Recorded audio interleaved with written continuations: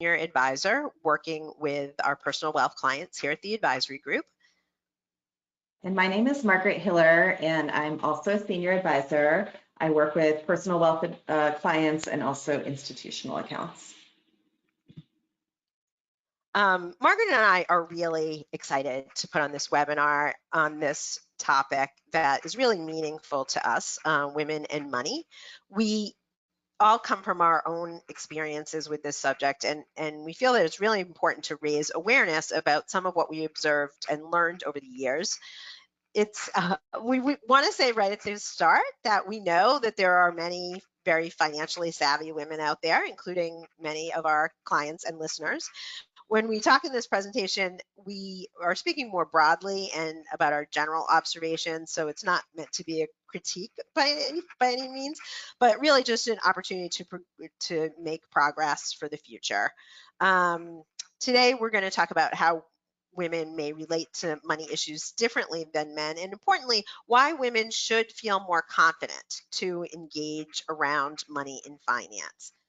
That said, it's not surprising that some women can put off digging into issues around money and investing. And we're going to talk about some of our observations around why this might be.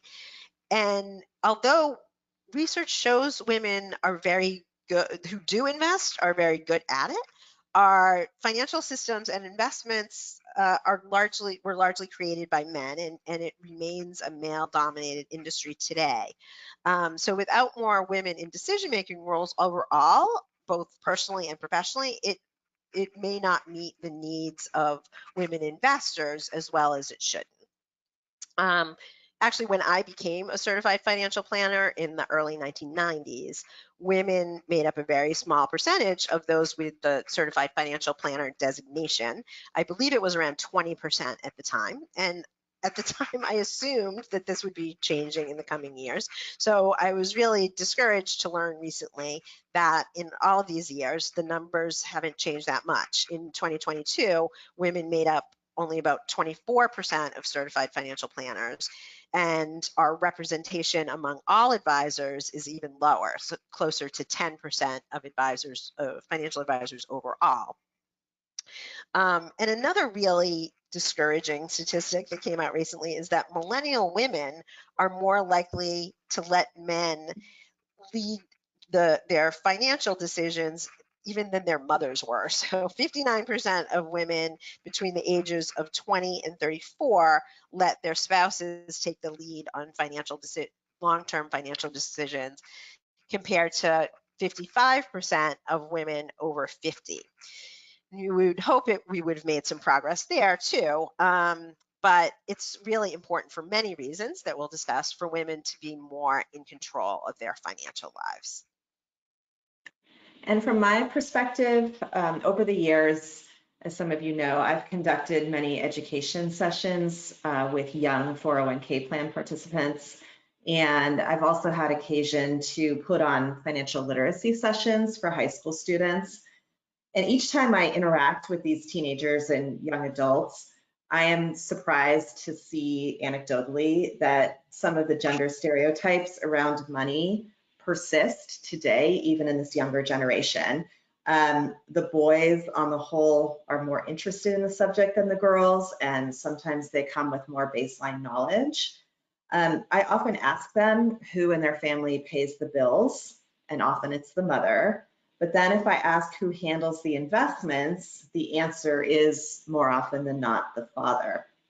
And this is actually how it was in my own family when I was growing up. So it's interesting to me that we now live in a time where most families have two working parents, and many women are living independently. Many women may earn as much or more than their spouses, more in some cases. And yet we still are not seeing that 50% of women are taking charge of the investments in the financial planning, even though they are strong contributors to the money in the household. And so that's the heart of the subject that we're hoping to understand and perhaps recalibrate today.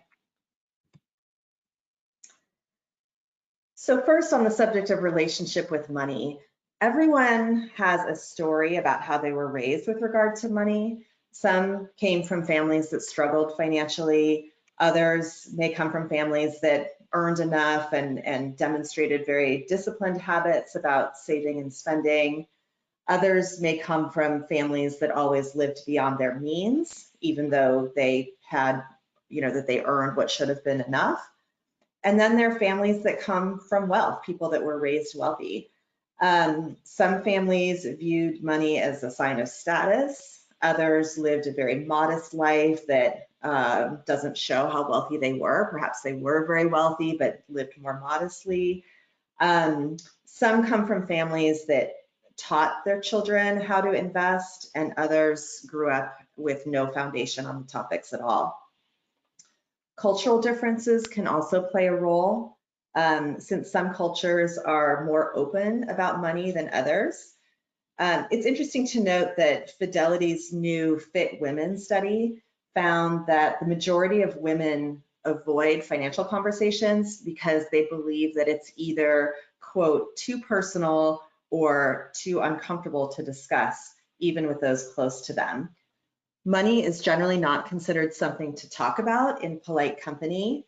So with all of those different backgrounds, we just want to say there's no judgment about what your story is, but if you want to change how you relate to your money, we hope that this presentation will be helpful.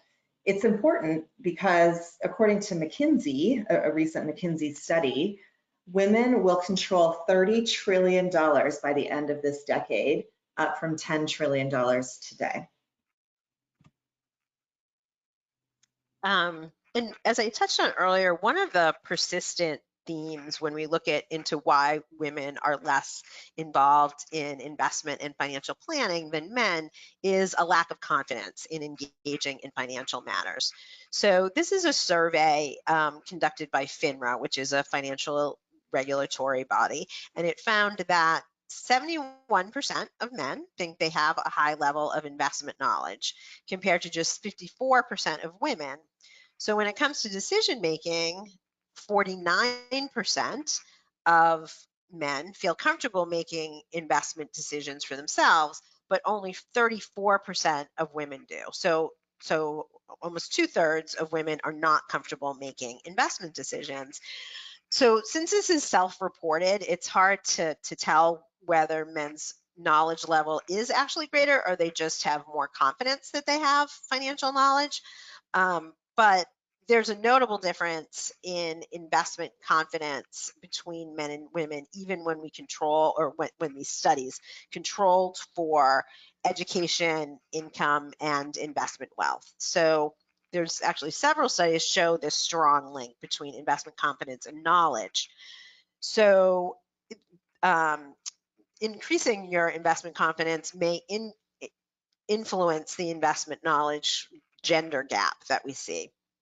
And based on data we'll get into in a bit about the actual investment results of male versus female investors, women may have more knowledge and reason to be confident than they think they do.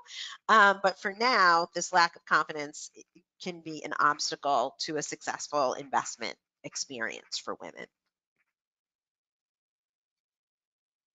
This 2021 study from Fidelity found that women are confident with day-to-day finances, such as balancing a checkbook or paying bills or managing a budget, but are, are less confident with bigger and more important financial matters, such as selecting investments, investing for short or medium term, or investing for and planning for long-term, including retirement. So this seems consistent with what we have observed anecdotally. In a balanced world, you would expect that half the time women would lead the investing and the other half men would, but that is not the case today. So we want to spend a little time talking about our experience as we try to engage women to take more control of their financial lives, because we sometimes run into pretty consistent reasons that they don't want to dig in more about money and investments. So we came up with kind of our top 5 list that I've listed here. And we thought we'd take a few minutes to discuss these sentiments and maybe clear up some misconceptions. So The first one is that, and we do hear this a lot, investing is boring or stressful or confusing. And this is from women who are very accomplished in their professional lives. And of course, I understand that I find investment very interesting, but I can't say that I'm surprised or definitely not offended that others may not feel the same way. If there's any lawyers or accountants on this webinar, I can say sometimes I'm a little bored with your area, but I know that it's really important. And it's also true that in our field, it's some people in the financial industry may try to make things more complicated than they need to be, and creating complex investments and risky strategies. So our advice is to really focus on the basics. And there are some basic financial principles about risk and return and time horizons and the effects of compounding that you really do need to understand. But it's really in your best interest to tune out the latest hot tip and hype and just general noise, though I know that that's easier said than done. The most important thing is to make all of your financial decisions based on your own financial goals. So when you hear about something that's like a complex insurance product or crypto, or you really want to focus on whether or not this fits into your own plan and personal goals. So in general, in terms of it being stressful, one way to reduce feeling overwhelmed when you're dealing with your finances, as many things, it helps to break up your goals into smaller, more manageable milestones. Just like you can't wake up one day and decide you want to run a marathon the next day. You have to start by setting some interim goals along the way. So we suggest that, and when we do planning for people, we don't focus on some impossible or what seems like an impossible goal at the end, but how much you might be able to save annually, for example, and start by looking at your spending and savings or other financial goals like getting your estate plan done or making sure your insurance is sufficient, things that can also really affect your financial wellness and your current needs. Another comment that we hear is that investing feels risky or that it feels like gambling. I will admit that before I got into this business myself and learned more about risk and reward when investing, I sort of thought of investing as gambling too. It seemed to me at that time that you buy an investment, hope it goes up, and if it doesn't, then oh well, that was just your bad luck. And in fact, I will even admit that when I first saw a risk reward chart, this is a true story, when I first saw a risk reward chart, I remember thinking, why would you not just take more risk to get more reward? But of course, that was before I understood that the risk reward chart doesn't come with any guarantees. So I think that this chart here helps to put the concept of risk into its appropriate context. The chart is showing that based on current year statistics, and this example is a 70% equity portfolio, 95% of the time, this diversified stock portfolio is expected to return somewhere between roughly -14 and +33% in a given year. But you see that these ranges of highs and lows narrow over time. So even though the average remains the same, the highs and the lows, kind of narrow and close in on those amounts. So after 5 years, 95% of the time, the average annual return is expected to range somewhere between -3 and +18%. But then after 10 years, the range is somewhere between roughly 0% and 14%. So it helps to show that the longer you remain invested, the less risk there is of experiencing a loss. Another reason that women give for not focusing on their long-term investments is that they plan to work a long time and they have plenty of time to save. And even though you may plan that, sometimes that's not in your control. And that's what a recent Goldman Sachs retirement survey reported, that women are much more likely than men to retire because of external forces such as health or caregiving.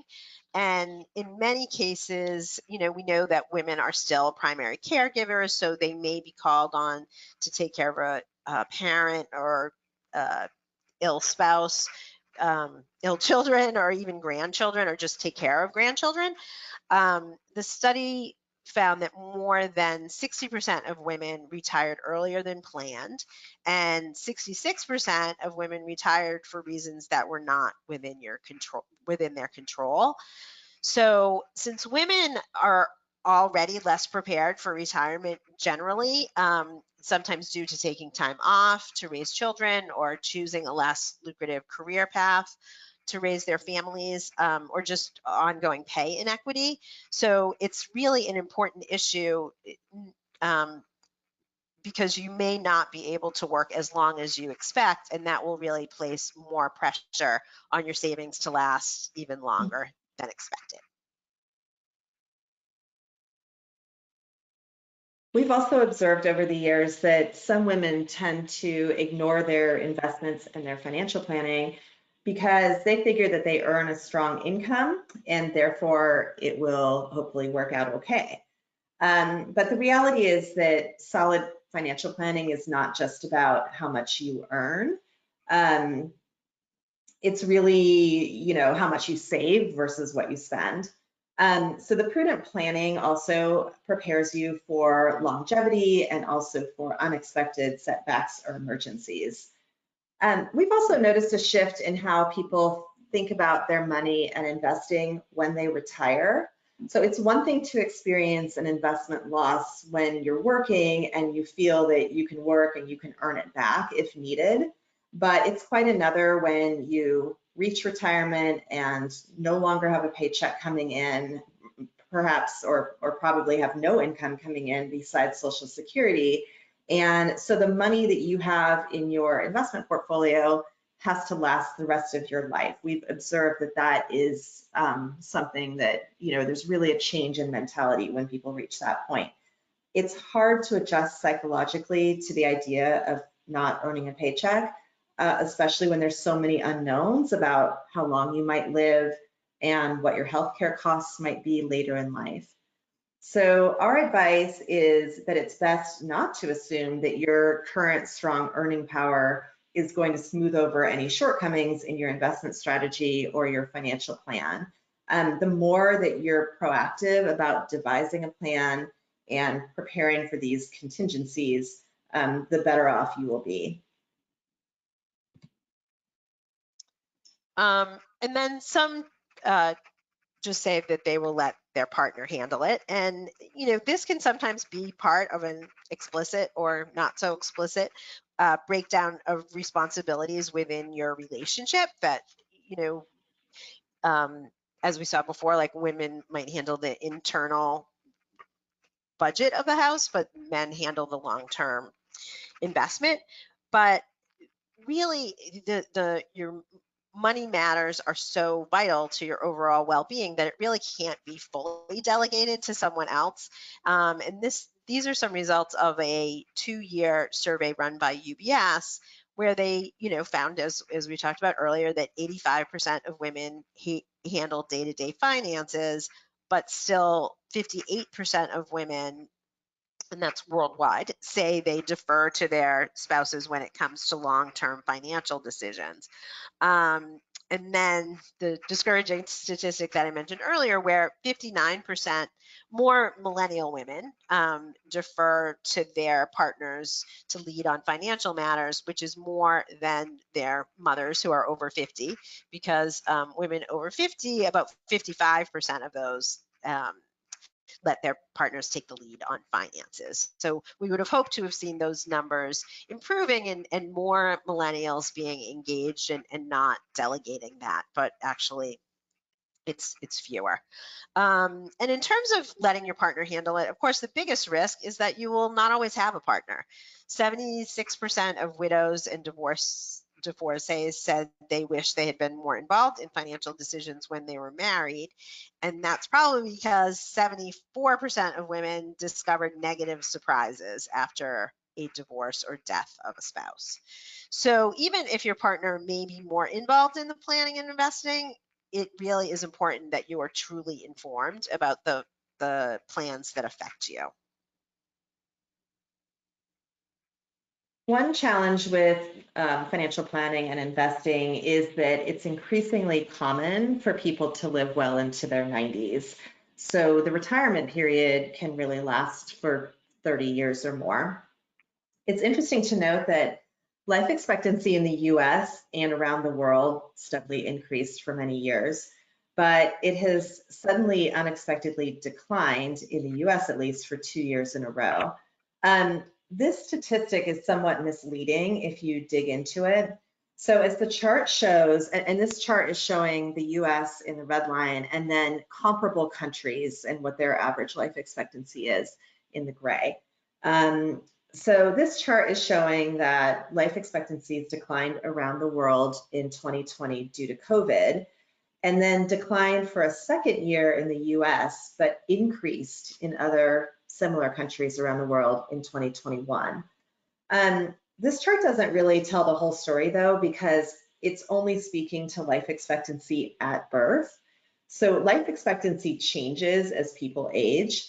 So people who've already made it to 75 years old are more likely to live to be 95 than a newborn baby is likely to live to be 95. So if you were to run this chart to show the life expectancy of a 50-year-old, it would be higher than what is shown here, in some cases considerably higher. So you might wonder why life expectancy dropped again in the US in 2021, even though it increased in other countries. With our, our medical advancements and our access to healthcare, it seems counterintuitive that life expectancy would be on the decline here. And this statistic, sadly, is really a reflection of the fact that the US is experiencing significant loss of life of people who are under age 50 to things like gun violence, car accidents, opioids, and more. So the reality is, if you're already over age 50 and not living a lifestyle that would put you at higher risk for these types of deaths, your life expectancy is higher than what this chart suggests. So if you're reading stories in the news that life expectancy is coming down to 76.1, that probably is not really relevant to you. And if you're a woman, you may expect to live, about 5 years longer than the average man. So saving, investing, and financial planning have never been more important for women than they are today.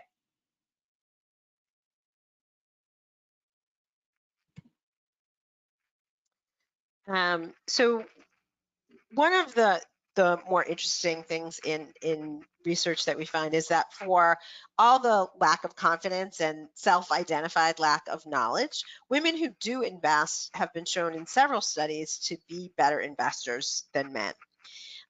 In this, there's a Fidelity Women and Investing study in 2021 that showed an excess return by women of about 0.4%, which might not seem like a lot, but it is more. And when it's compounded, it can really add up over time, and certainly is a reason for confidence among women. It also reported some positive investing behaviors that women exhibit, and some of them are not all that surprising, including spending more time researching their investments. And actually, this might be an outgrowth of a lack of confidence. So they really want to fully investigate before investing. Once women do invest, they tend to trade far less often than men. In fact, men trade 45% more than women, and this lack of staying consistently invested for the long term can hurt men's returns, while women are more likely to stick with their plans. Women are also more likely to have appropriate levels of risk and return in their portfolios, and are less likely to chase hot stock tips or investing tips in general. For example, in the US, there were 3 times more, men were 3 times more likely to invest in crypto. In 2022, crypto currency investors were reported to be 74% men and 26% women. So as part of our goal as advisors is to really help women become more interested and confident in investing, because once they are, they tend to make really good investment decisions. There is evidence that women in the financial industry also surpassed their male counterparts. In the book, The XX Edge, Unlocking Higher Returns and Lower Risk, I think that's such a great name, the authors found that while women made up only 7% of hedge fund managers, they paid more attention to risk management and outperformed the male hedge fund managers over the 10-year period from 2000 to 2009. And as you may recall, that period included both the dot-com bust in the early 2000s and the global financial crisis from 07 to 09. So there really were some periods with very high volatility. The book also found that women fund managers were more prudent about borrowing and have lower rates of loan default. And sadly, yet they still paid higher interest rates. The book found that adding women to decision-making roles in organizations leads to better outcomes in investing. And so here I think is this one of the more frequently quoted studies by Wells Fargo advisors. They looked at their investors with over $50,000 invested, broken down by gender. So it was broken down by whether it was a female-led joint account or the account of a single woman, compared to joint accounts led by men or just an account in the name of a single man over a recent 5-year period. And they found that when they adjust for risk, women outperformed men by significant margins. So in absolute terms, men's rate of return may be higher, but when taking into account the risk on those investments, they perform more poorly. And risk is generally, and in this case, measured in terms of the volatility of an investment in a portfolio. And as Margaret showed earlier, what the experienced highs and lows are over time. So women do tend to take on less risk, but they are rewarded more appropriately for the risks they take. And this is really a key to successful investing, making sure that to the extent you take on risk, you're rewarded for it in terms of the appropriate returns. So in this case, women-led joint accounts performed slightly better than men that were joint accounts led by men. So on a risk-adjusted basis, 1.29 versus 1.22. But single women outperformed single men more significantly. 1.37 versus 1.15. So again, this is not the returns they earned, but the unit of return per unit of risk taken, which is a very important metric when investing. So now that we are clear that women are in many ways better investors, but may be held back by a lack of confidence, what are the steps that you can take to ensure that you develop and maintain a healthy relationship with money? So the first step is to know where you stand. This involves coming up with a net worth statement listing all of your assets and liabilities. So that's usually fairly straightforward. The second part is often harder, which is getting a handle on how much you spend and where you spend it. And I will tell you from my own firsthand experience with a family, sometimes that's harder than it sounds. In our household, for example, the challenge is reimbursable expenses. It's that our expenses per month are not really representative of what we personally spend, because a good portion of that is reimbursed from other places for various reasons. So whether it means learning how to use Quicken or hiring someone to do your bookkeeping for you or sitting down in Excel and really studying this, it's important for you to understand where you spend your money, how much you spend, and how much you can save if you are intentional about it. So to me, one of the reasons that I find money in investing interesting is how it can be used to enhance your life, and just seeing how people use it for the well-being of their loved ones and communities. And since other people's priorities are not the same as yours, it's really, really important that you have a clear idea of your own goals and what's important to you. And that's something no one else can do for you. Um, you're going to find that there are going to be trade-offs probably on your path to financial freedom. So being clear on what your goals are helps you from being distracted by things that just aren't part of your plan. So you really need to be explicit about what's important to you, about what really matters in your life, because that's where you're going to be spending your resources, which I think for everyone is their time and money. As an advisor, there's probably nothing that's more interesting to me than learning about people's goals and what's important to them in their planning. Because while some things are going to be similar, there can also be significant differences. And just recently, something came up when we do a financial plan, we often break out a separate goal for travel because that's a pretty common goal that many people have in retirement. You know, they want to see places they haven't had a chance to visit yet. And recently, I was talking to a couple and asked them about setting aside funds for travel, and they said, "No, we really don't care about traveling. We love where we live. Most of the people that are most important to us are nearby, so I don't plan to travel much." And it was really just great to see how clear they were about their priorities. And it sounded a little like a country song, I have to admit, but it really happened. It was really cool.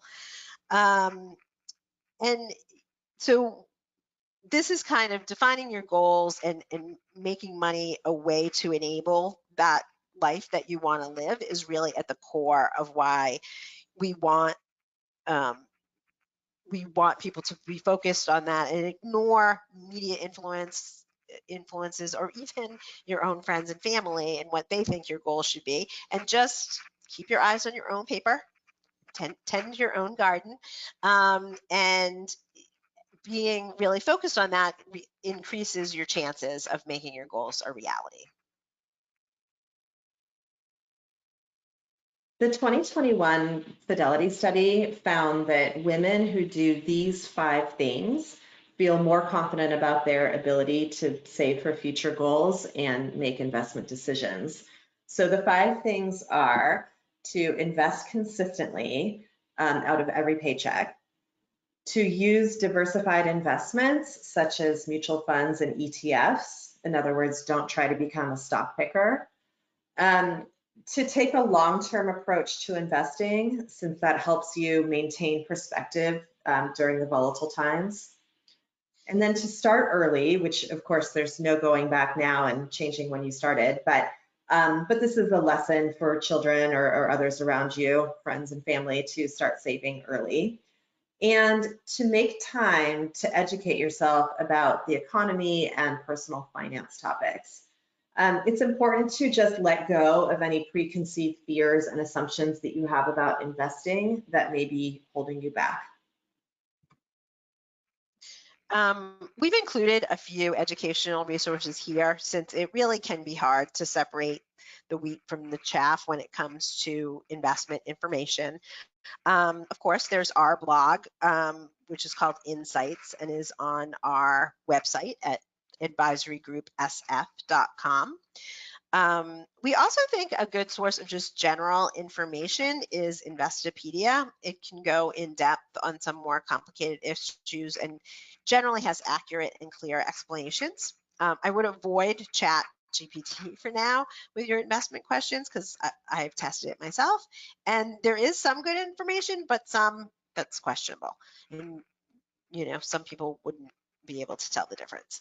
One of the kind of standby books that we've been recommending for years is the Wall Street Journal Guide to Understanding Money in Investing, because it covers a lot, and it's been updated over the years, and it covers a lot of important saving and investment topics very objectively. There's also a popular podcast called Planet Money, which I think tends to have a lot of topical economic and finance issues. I learn a lot from it. It calls itself a podcast about the economy for people who think they are not interested in economics. So, that's something that can be kind of a good entree. And the last resource, and of course there's many others, but this is a podcast that has online workshops called Money Zen. It's specifically for women, and it really focuses more on good money behaviors and avoiding bad or toxic relationships with money.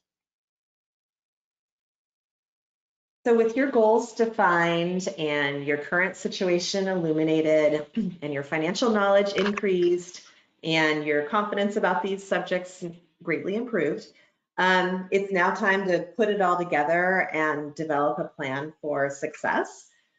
If you have these 5 things, the desire, the discipline, the resources, the knowledge, and maybe most importantly, the time, you have everything that you need to do it on your own.